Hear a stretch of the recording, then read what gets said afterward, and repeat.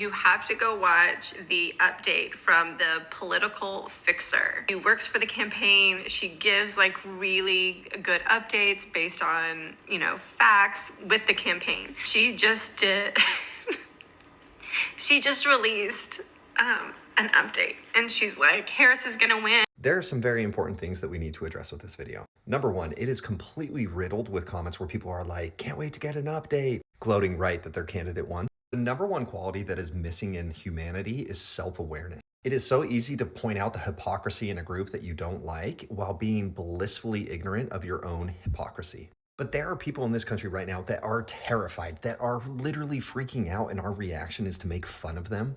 As if Kamala won the election, all these Christians wouldn't be like, Satan's running this country, it's the end of the world, Jesus is coming. You would be doing the same thing. Here's why. The biggest psychological motivator for all living things is survival.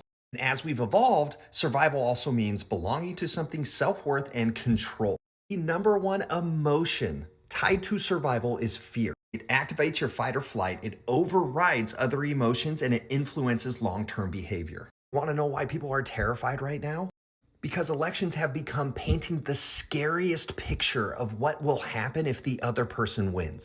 Both campaigns were run on fear because it's the most powerful emotion to get you to act. They are manipulating you. They choose the biggest, the scariest topics so that you will vote because you're so afraid.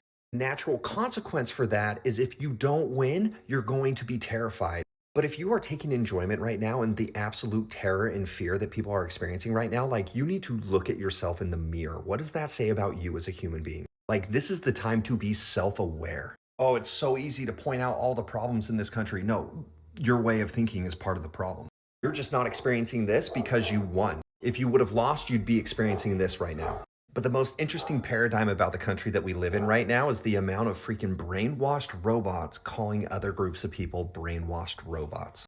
But please, for the love of God, if you see someone who is scared on social media or freaking out or crying or venting their emotions, even if you disagree with them, please comfort them. Let them know it's going to be okay. Let them know that they matter as a human being. Like, what are we doing?